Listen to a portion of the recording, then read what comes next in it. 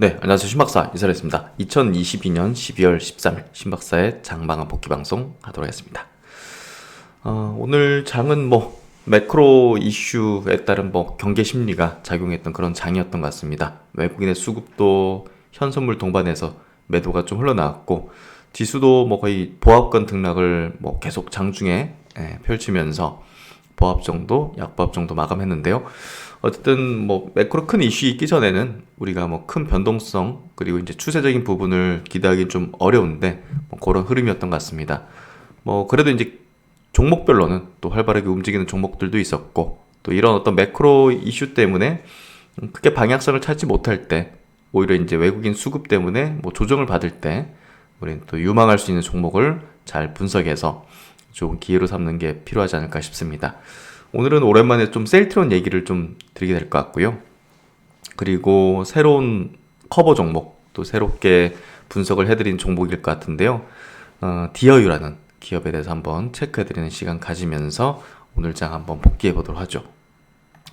오늘 장 마감부터 해보도록 하죠.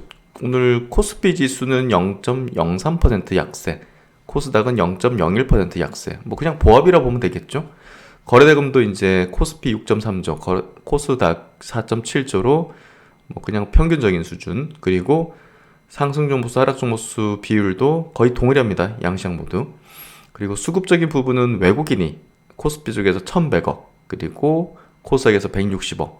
선물을 꽤나 좀 팔았습니다. 7,000계약 정도 순매도했고, 기관은 반대로 소폭 좀 순매수했고, 선물은 이제 외국인 물량을 받아내는 흐름을 보였고요.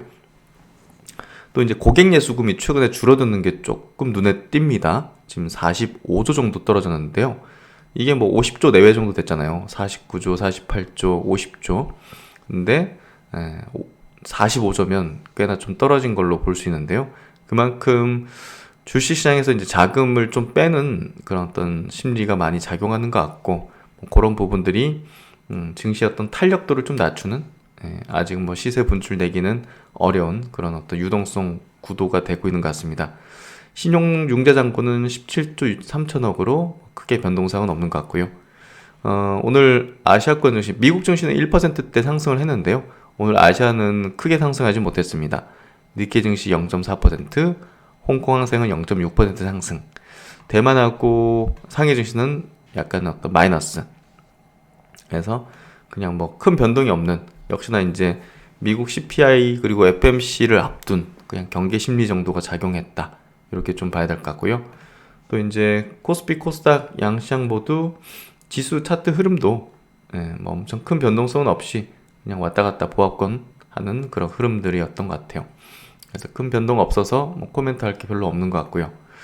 그리고 시총 상위주들의 흐름도 오늘 두드러진 어떤 흐름은 좀 보이지는 않은데요. 현대차 그룹이 조금 IRA 이제 개정에 대한 어떤 기대감이 좀 줄어들면서 현대차가 2%, 기아가 3.9%, 현대모비스가 3% 빠지면서 시총 상에서 좀 빠진 편이고, 오늘 카카오뱅크는 오히려 3.5% 상승하면서 다른 어떤 시총 상위주하고는 다른 어떤 행보를 좀 보였던 것 같습니다. 카카오페이도 4.9% 상승했네요. 그리고 코스닥 쪽에서는 셀트론 헬스케어가 1% 상승, 그리고 셀트론 제약이 1.85% 상승. 또 이제 코스피에서 셀트론도 1.4% 상승했죠. 그래서 오늘은 바이오가 이제 그나마 좀 좋았고, 특히나 이제 테마단으로도 오늘 코로나 관련된 이제 바이오주들이 전 세계 이제 그 감기약, 항생제 이런 어떤 대란 소식으로 좀 급등하는 모습을 좀 보였습니다. 좀 일시적인 거죠. 그래서 오늘 HLB도 1.2% 상승했고, 바이오 기업들이 오늘 HLB는 좀 빠졌습니다. HLB는 좀 빠졌고, 레고캠도 좀 빠졌는데, 다른 종목들은 그래도 괜찮은 흐름들, 티움바이오라든지 지노면 컴퍼니, 고바이오랩, 앱클론, 유한양행, 파미셀, 지시셀이라든지 SD팜, 이런 기업들은 또 좋은 어떤 흐름을 보여준 것 같습니다. 삼성바이오로직스도 0.6% 상승하는 흐름을 보였고요. 2차 전지는 좀 이제 왔다 갔다 했던 것 같아요. 에코프로비엠 0.8% 상승. LNF는 테슬라 영향을 좀 받은 것 같습니다. 0.7% 약세. 하지만 양봉으로 전환되는 흐름을 보였고요. 그래서 대체적으로 2차전지도 좀 반등한 흐름을 보였고요.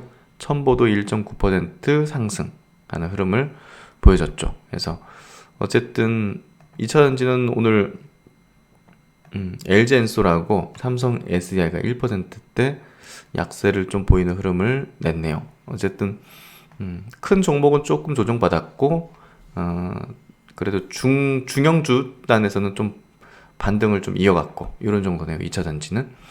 그래서 이런 흐름들이었고요. 그리고 이제 오늘 뭐 건설 기계 업종이 강한 어떤 흐름을 보였는데요. 이 부분도 좀 영향을 미친 것 같아요.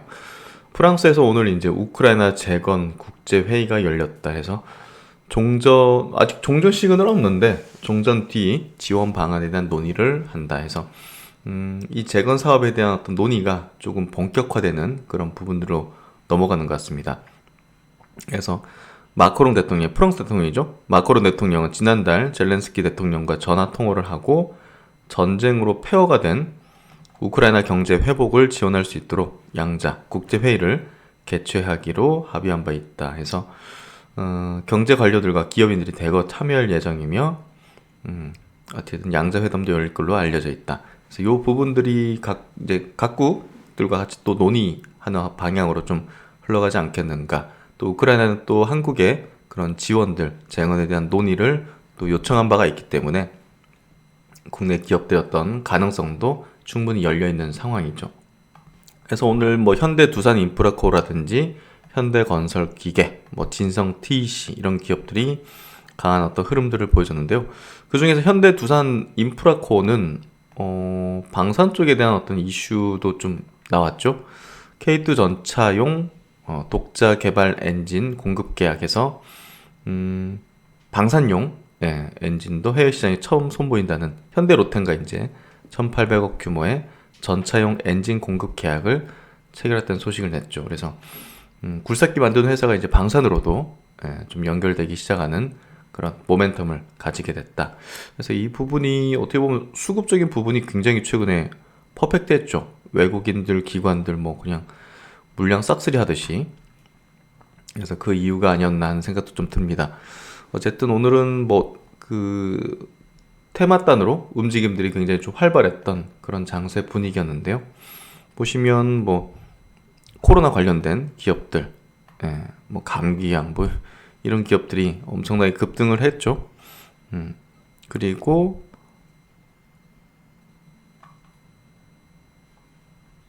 건설기계 업종, 이렇게 이런 기업들 중심으로 좀 강한 어떤 흐름을 내어줬던 것 같습니다. 오늘 외국인과 기관의 동시 순매수 쪽 넘어가서 체크해 보면요, 오늘 SK 하이닉스가 500억 정도, 카카오뱅크, 약간 좀 덩치가 있는 기업들, 중우장대한 것들이 좀 있는데요. 한국항공우주, 현대중공업, 현대두산인프라코어, 현대건설기계 같은 하나 에어로스페이스 같은 기업들, 또 셀트리온도 이제 수급 상위 이제 이름이 올라 있고요. 코스닥에서도 셀트리온 헬스케어가 1위네요. 나머지들은 조금 개별적인 성격의 종목들이 좀 많이 눈에 띕니다. 그래서 오늘은 그냥 종목별 장세. 근데 연말에는 또 시세를 또 분출시키긴 좀 어려운 그런 시장 환경이고, 뭐 세금도 걸려 있고 여러 가지 그렇기 때문에 큰 시세 분출을 내기는 쉽지는 않은 환경이다. 그래서 종목들도 그렇게 큰 변동성을 좀 보이는 못하는 상황인 것 같습니다. 그래서 오늘 종목은 뭐 이렇게 좀 체크해보고 이슈 체크로 넘어가 보도록 하죠. 오늘 이슈 체크 쪽에서는요, 종목을 하나 좀 한번 짚어보도록 하겠습니다. 제가 이제 처음으로 한번 짚어보는 종목인 것 같은데요. 뭐 관심은 있었고 계속 이제 관찰하고 있었던 종목인데, 지금 시점에서 보다 더 이제 관심도를 높인다든지, 또 이제 우리가 매수 전략까지도 한번 해볼 수 있는 그런 종목입니다. 디어유라는 이제 회사인데요. 지금 뭐 리오픈되는 어떤 상황 속에서 K-팝의 이제 월드 투어, 또 이제 이런 부분들이 확장되면서 최대 수혜를 볼 수 있는 종목이다. 이렇게 좀 분석이 되고 있고요. 이 그 아티스트 팬 플랫폼이라고 이제 여겨지는 이제 비즈니스 모델인데, 최근에 이제 버블이라는 서비스를 이제 하면서 이게 1대 N 메신저 서비스예요. 그러니까 우리가 굉장히 동경하는 그런 아티스트들, 그 아이돌 그룹들, 이런 아티스트들과 이제 직접적으로 어떻게 보면 좀 메신저, 대화할 수 있는 어떤 툴, 이런 것들을 제공하는 건데요. 여기에 계속적으로 이제 그 구독자 수도 증가하고 있고, 입점하는 이제 아티스트도 증가하고 있다는 거죠. 그래서, 4분기에도 이제 영업이익이 굉장히 큰 폭으로 증가할 걸로 예상이 되고 있다는 부분이 이제 이 종목의 중요한 어떤 포인트가 될 것 같은데요. 내년도 같은 경우는 K-팝이 글로벌 투어를 이제 굉장히 많이 하게 됐죠. 그래서 곳곳에 이제 오프라인으로 이제 침투를 해가지고 투어를 하고 그걸 온라인에서 여러 가지 어떤 뭐 비즈니스 모델이라든지 메신저 서비스를 통해서 이제 수익화를 계속 유지할 수 있는, 그리고 증가할 수 있는, 확장할 수 있는 그런 어떤 팬 플랫폼이라고 볼 수 있는데요. 근데 이제 이 기업이 이제 한국에 그 아티스트들만 이제 입점시킨다면 어떻게 보면 성장성 부분에서 조금은 제한적일 수 있겠지만, 다른 글로벌 아티스트들도 이제 입점시키고 그냥 완전히 그냥 팬 플랫폼인 거죠. 한국에 국한된 어떤 그런 게 아니라, 그래서 글로벌 아티스트들의 이제 입점도 계속 이제 늘려나가고, 그리고 중국 안드로이드 진출까지도 지금 가시권에 놓여 있다는 부분들. 그러니까 중국이 어마어마한 어떤 팬덤의 비즈니스를 펼칠 수 있는 시장인데, 이쪽에 진출이 가시권에 놓여 있다는 부분도 어떻게 보면 그 성장의 어떤 트리거 역할을 해줄 수 있는 포인트라고 보여지는데요. 팬덤 문화 요소가 우리나라와 더불어서 가장 잘 형성된 중국, 일본에 대한 공략은 실적의 안정성은 물론 레벨업의 기회를 동시에 가져올 것으로 판단해 볼 수 있다. 중국까지, 그 일본까지도 공략할 수 있는 포인트는 굉장히 중요할 것 같습니다. 그래서 K-팝의 글로벌화로 유기적 성장 모멘텀을 갖춘다면 굉장히 어떤 성장의 어떤 흐름을 좀 가질 거라고 보여지는데요. 사실 우리가 이제 앞으로는 경기에 좀 민감도가 낮은 그런 기업에 대한 투자 전략을 이제 짜야 되는데요. 경기와 무관하게 실적의 성장, 실적의 성장을 이룰 수 있는 그런 어떤 비즈니스 모델과 기업에 조금 더 포커싱을 둬야 됩니다. 그렇다면 이제 뭔가 좀 플랫폼 기업들이 사실 코로나 때 이제 큰 어떤 기대가치를 받으면서 급등했었는데, 그때 오르지 못했던 플랫폼 중에서 코로나 모멘텀 그 무관하게 꾸준하게 성장할 수 있는 그런 기업은 어디가 있을까? 그리고 그 밸류를 아직 받지 못했던 그런 기업은 무엇이 있을까를 볼 때 DOU가 이제 눈에 확 들어오는 거죠. 그래서 매출액과 영업이익도 이제 꾸준하게 분기 단위로 증가를 하고 있고, 특히나 이제 이 수익을 내줄 수 있는 거는 당연히 고객풀, 이제 구독자 수라든지 이런 부분이 되겠죠. 이 부분도 계속적으로 증가하고 분기 단위로 증가를 하고 있고, 그래서 이런 부분들이 이 기업에 대한 어떤 잠재력을 계속 높이고 있고요. 또 이제 버블이라는 메신저, 1대1 메신저 서비스를 이제 늘려나가고 있는데, 구독자 국가별 비중 추이를 보면 이제 한국이 맨 위에 있는 요 약간 붉은 색깔 요 부분인데, 점점 한국의 비중이 줄죠. 중국의 비중이 늘어나고 있고, 뭐 일본이라든지 뭐 동남아, 뭐 미국, 유럽, 기타 지역까지 골고루 이제 분포하는 흐름을 보여주고 있습니다. 그래서 점점 더 이제 글로벌화되고 있는 그런 어떤 매출 구조를 좀 보여주는 것 같고요. 그만큼 이 기업이 좀 탄탄한 어떤 성장을 내어줄 공산이 굉장히 커 보입니다.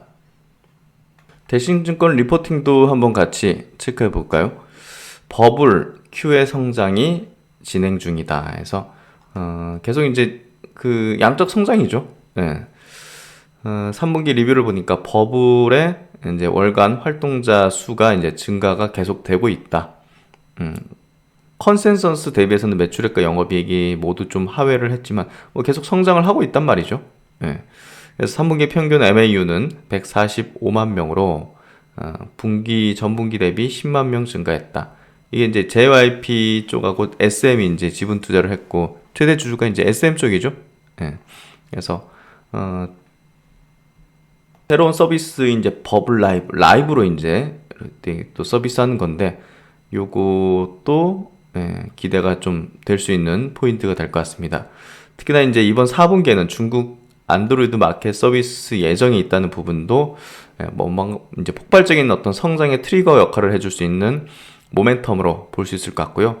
중국 유저 비율이 가장 높고 유저 수도 증가세를 지속하는 만큼 안드로이드 서비스 이후 MAU 실적 증가가 기대가 된다. 상장 1년 되면 이제 락업 해제되는 어떤 물량이 있는데 그게 이제 발행 주식 총수의 약 59%라고 합니다.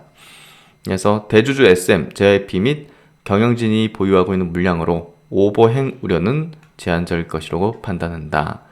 일단 오버행 부분은 어떻게 좀 알긴 어렵죠. 예, 대주주 일부 물량이 나올 수도 있는 거고, 그건 알 수 없는 건데 결국은 오버행 물량이 나오는 것 때문에 추세가 갈 종목이 못 가고 하는 문제는 없다는 거죠. 그래서 매출액의 어떤 증가 추이는 올해는 이제 490억, 내년엔 770억, 내후년에는 850억 이렇게 전망을 하고 있는데 중국의 안드로이드 출시가 서비스가 주요 이제 관건이 되지 않을까 싶어요. 그래서 퍼밸류션이 내후년 15배, 13배로 이제 떨어진다 이렇게 좀 전망이 되고 있는데요. 그만큼 이제 밸류가 10배 대 20배 미만으로 떨어지면 사실 플랫폼 기업으로서는 굉장히 저평가 영역에 들어가는 거죠. 그렇기 때문에 이제 여러분에게 이제 이 종목을 소개를 시켜드리는 겁니다. 당분간 이제 플랫폼 기업에 대해서는 밸류가 그렇게 높게 쳐주지 못하는 어떤 시장 환경일 텐데요. 금리도 높고 그런 가운데서 20배 미만의 플랫폼 또 이제 플랫폼 기업이 초기 지금 성장하는 국면에 있다는 측면에서 본다면 디어유 같은 경우는 다른 플랫폼 기업보다는 주가 상승의 퍼포먼스를 좀 낼 가능성도 상당히 높지 않을까 생각이 되거든요. 그래서 플랫폼 기업임에도 불구하고 여러분에게 말씀을 좀 드리고 소개를 시켜드리는 겁니다. 그래서 주가도 지금 보시면 상장에서 이제 이렇게 좀 급등하다가 쭉 밀리면서 고점이 99,000원이었는데 최근에 22,000원까지 한 5분의 1 토막 정도 가까이 났다가 저점 대비 한 30%가 아니라 한 50% 올라왔네요. 그래도 높은 위치에 이제 있는 건 아니니까. 그래서 낮은 위치에 있고 최근에 기관들의 수급도 조금씩 들어오는 것 같고 어쨌든 이게 상장이 11월 10일인데 오버행 이슈가 있었던 거는 무난하게 넘어가는 것 같아요. 특별하게 이렇게 물량이 나온다든지 이런 부분은 좀 보이지 않는 거 보니 오버행 그 우려감은 좀 크지 않은 듯 하고 어쨌든 이 디어유의 어떤 성장의 어떤 흐름은 굉장히 좀 가속화될 수도 있는 그런 흐름의 이제 국면에 있기 때문에 사실 지금 SM, JYP 엔터, YG 엔터 이 3사에 대한 어떤 관심도가 높지 디어유에 대해서는 지금 엔터 업종 내에서 크게 이렇게 관심도는 좀 없는 것 같아요. 그래서 제가 볼 때는 잘하면 디어유라는 기업이 흙속의 진주의 어떤 느낌도 분명히 있다. 가능성도 열려 있다. 이렇게 좀 생각이 되고요. 제가 또 협업을 하고 있는 그 밴딩이라는 이제 크리에이터 팬 플랫폼이죠. 그 회사랑도 비슷한 어떤 구조를 가지고 있는 모델을 가지고 있는 그런 어떤 기업이라서 보다 더 이제 좀 이해가 되어지는 그런 어떤 기업인데요.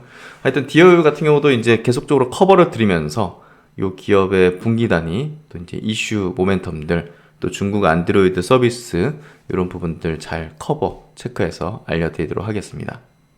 그리고 이제 오랜만에 한번 실트론 한번 짚어볼 텐데요. 최근에 주가 흐름도 저점을 계속 높이는 흐름들이 전개되고 있죠. 그래서 매물이 이제 가장 많은 지역이 여기 장기평선 부근인데 240일 이평선의 부근의 어떤 매물들은 지속적으로 이제 등락을 하면서 이제 물량을 소화하는 기간 조정을 통해서 이제 물량을 소화하는 흐름이 전개되고 있고요.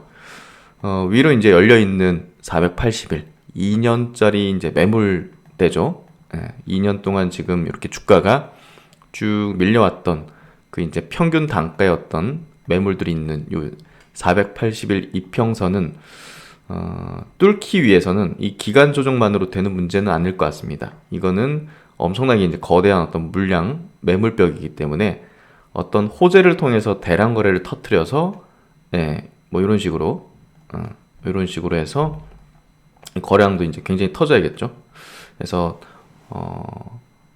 어떤 이벤트적인 또 호재적인 측면의 단기적인 어떤 시세 분출로 매물을 소화하는 흐름이 전개되지 않겠는가. 예를 들면 이제 이런 거죠. 보시면 과거 이제 2020년 셀트리온이 이제 코로나 치료제를 개발한다고 선언하면서 사실 그 240일이죠. 240일 이평선, 1년짜리 이평선은 기간 조정 통해서 왔다 갔다 하면서 매물을 소화했죠. 기간 조정을 통한 매물 소화. 근데 여기 480이라는 거대한 이 매물대. 당시에도 이제 2018년도 초부터 쭉 빠지는 2년 동안의 이제 역별 추세 하락을 보였기 때문에 가장 어려운 매물이 480일에 이제 몰려 있었는데 이거를 코로나 치료제 개발을 선포하면서 이렇게 대량 거래 터트리는 식으로 시세 분출로서 이제 소화하는 흐름을 보였었죠. 이게 이제 주가 원리라는 겁니다. 그래서 그 뒤로 또 짧은 2달 정도의 기간 조정을 통해서 물량 흡수하고 시세를 이제 상승 추세로 이제 돌려 세우는 추세를 전환시킨 그런 흐름을 우리가 2년 전에 이제 확인을 했었죠. 2년 전이 아니구나. 이게 3년 전이구나 벌써. 그 뒤로 이제 결국은 2년 동안 지금 역별 하락 추세를 보이다가 똑같죠? 예.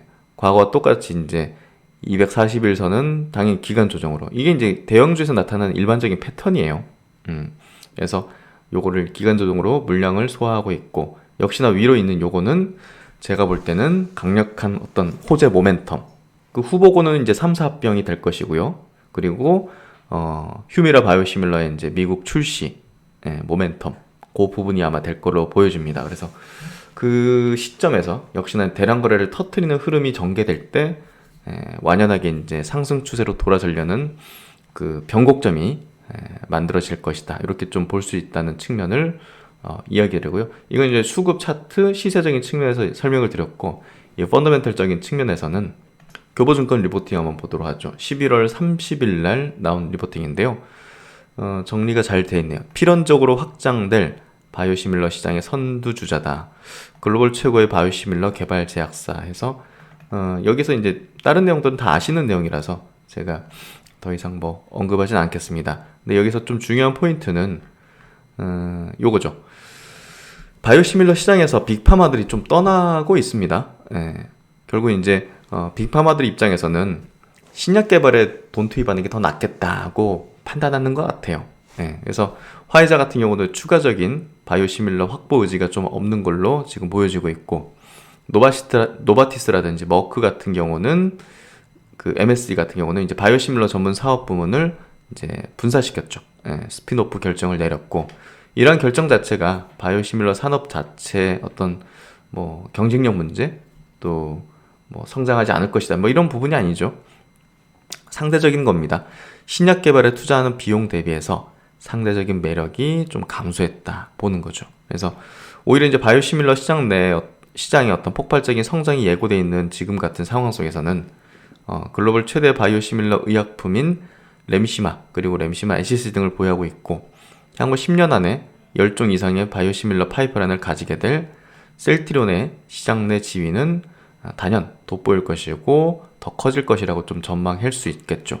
그래서 셀트리온은 뛰어난 바이오시밀러 개발력을 바탕으로 폭발적인 시장 성장의 과실을 얻을 수 있을 것이다. 그래서 지금보다 더 지위가 좀 공고해지고 높아지는 흐름이 전개되지 않겠는가 하는 그런 내용인데요. 빅파마들의 뭐 전략들을 계속 확인해야겠지만 과거 대비해서는 많이 좀 의지가 약화된 게 아닌가 이런 좀 생각이 듭니다. 그리고 이제 셀트리온의 기업 가치가 올라가는 또 하나의 포인트는 이제 신약인데요. 한국투자증권 리포팅을 보면서 한번 체크해드리겠습니다. 아직은 이제 뭐 기업 가치에 지대한 영향을 미치는 요소는 아닙니다. 하지만 모멘텀적으로는 또 발생될 수 있는 포인트인데, 셀트리온 같은 경우는 이제 그 ADC 또 분야로 이제 지금 뭐 기업을 인수한다든지 뭐 역량을 지금 집중하는 그런 흐름을 보이고 있는데요. 자체적으로 갖고 있는 이제 항체 기술을 접목할 수 있는 뭐 가장 최적화된 어떤 그 트렌드한 어떤 기술이라 볼 수 있고요. ADC 또 이제 이중항체까지도 개발 트렌드에 초점을 맞추고 있다고 보여집니다. 특히나 이제 ADC 개발 쪽은 자체 개발 그리고 지분 투자까지 이렇게 투트랙으로 진행 중인데요. 특히 이제 영국 기업이죠. 익수다 테라퓨틱스가 올해 말 임상 1상을 이제 개시할 걸로 전망이 되면서 이 셀트론은 이제 28.6%의 지분을 확보하면서 최대 주주가 되죠. 그래서 인하우스 내에서도 ADC를 개발할 수 있는 역량을 모두 갖고 있는 상황에서 또 이제 그 지분 투자한 기업이 또 임상 1상에 이제 진입할 예정이라는 측면은 상당한 또 모멘텀 가능성을 내포하고 있다고 보여집니다. 항체 발굴 및 생산 역량뿐 아니라 또 셀트론 제약을 통한 화합물 생산도 가능하기 때문에 뭐 전방위적인 어떤 역량을 갖고 있다. 그러니까 ADC라는 게 항체랑 이제 그 합성 의약품, 저분자 화합물을 같이 이제 결합해가지고 하는 이제 기술이기 때문에 이걸 인하우스 내에서도 다 갖고 있다는 게 굉장히 큰 강점이죠. 그리고 이제 익수다 테라피틱스의 이제 임상 전문 역량까지도 활용이 가능하다는 측면. 특히나 이제 여기 익수다의 최고 과학 책임자가 최초의 ADC 치료제인 케사일라 개발을 주도했고, 또 이제 ADC로 유명한 기업이죠. 이뮤노젠에서 8개 ADC 파이프라인 임상 개발 책임자였기 때문에 이제 이거에 대한 전문성이 굉장히 높은데요. 어쨌든 제휴를 하고 있고 또 최대 주주 지위를 확보할 수 있는 계약을 갖고 있기 때문에 셀트론의 또 신약 개발, 회설의 도약, 그리고 또 임상 진입에 따른 또 가치 증가, 모멘텀 이 부분도 상당한 기대감의 가능성을 주지 않을까 싶습니다. 요거까지 체크해 놓으면 셀트론의 향후 모멘텀은 결국은 3사 합병과 또 휴미라 이제 시밀러 미국 출시와 또 신약 개발사로서의 또 ADC 파이프라인의 임상 진입, 요 부분이 될 것 같습니다. 그래서 이제 오늘 시장은 뭐 종목 중심으로 한번 체크를 해봤습니다. 셀트론과 이제 디어유에 대해서 한번 체크를 점검을 해봤는데요. 네, 하여튼 뭐 매크로 이슈가 있기 때문에 시장은 큰 방향을 좀 나타내기 좀 어려운 구간인데요. 뭐 잘 스터디해서 그 이후에 또 장세를 잘 대비하면 될 것 같습니다. 날씨가 많이 추워졌고 눈까지 좀 오는 날씨네요. 다들 퇴근길 조심하시고 건강 유의하시고 신박사는 또 열심히 분석해서 다음 시간에 좋은 내용으로 뵙도록 하겠습니다. 감사합니다.